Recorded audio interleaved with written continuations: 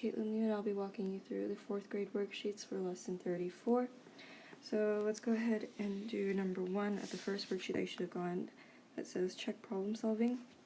So number 1 says Claire had chicken, beef, broccoli, and carrots. She bought corn, white bread, and wheat bread. So how many choices are there if she were to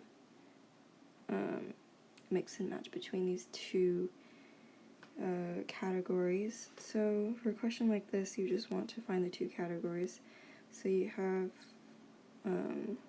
like the toppings, I guess, and then the base that she used. So two categories, and you just want to multiply how many of each there are.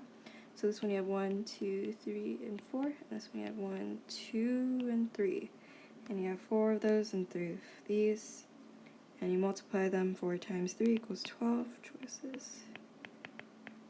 Number 2 is a similar question, so I'm sure you can do that one on your own. For number 3, it says, which is the best unit for measuring the distance between Miami, Florida, and New York City, New York? So two cities which are very far apart. So we want to use a unit that is the biggest out of what we're given, so inches, yard, foot, and mile. We know that 12 inches makes a foot, 3 feet make a yard, and 1 mile is 5,280 feet, which means that we should probably use miles because they're the biggest. So number 4 is pretty straightforward. It says Susan took $30 to the mall and bought a CD for this much, lunch for that much, and a hair clip for that much. How much money did Susan have left? So we're just basically taking $30 and minusing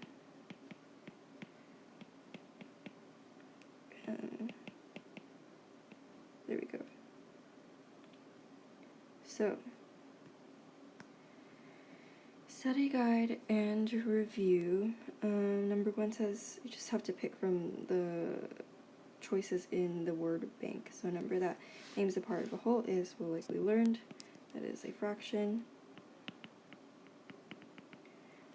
Fractions that name the same amount are a keyword same, so equivalent. That was a bad one. Equivalent fractions.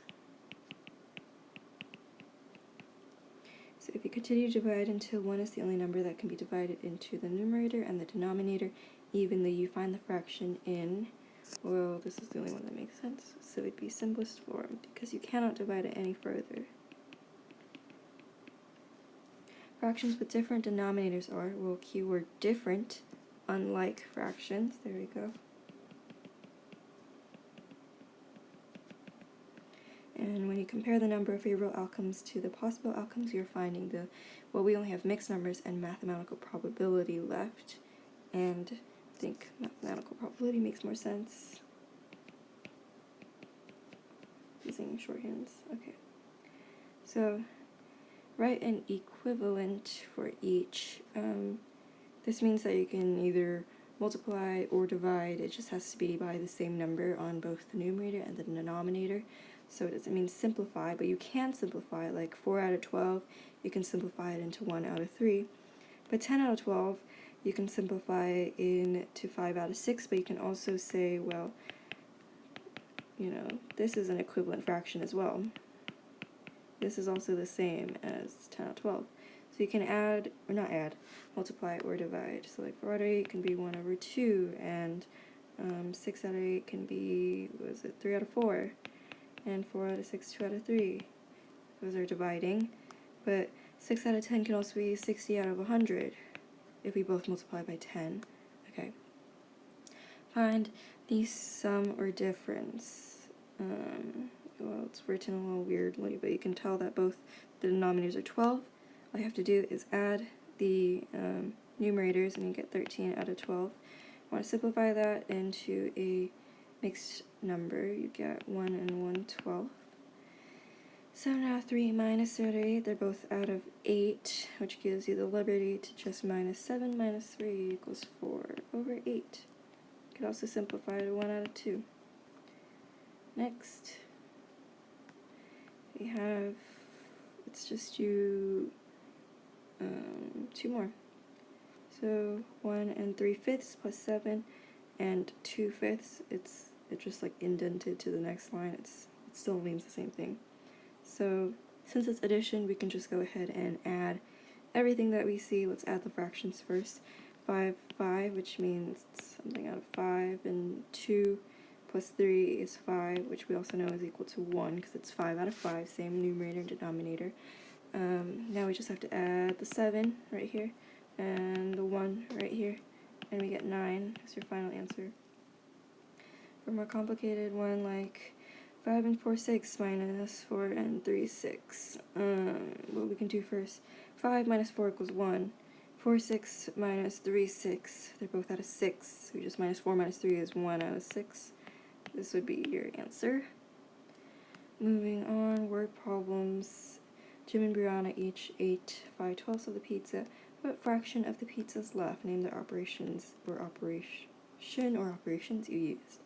So 5 out of 12, we're just finding the opposite of that. So if it's a pizza and it's out of 12, there's 12 slices, and you eat 5, how many are left? So it's just basically 12 minus 7. Oh no, nearly with the answer. 12 minus 5 gives you 7, and you have 7 out of the 12 pizzas left. So in operation used will be subtracted.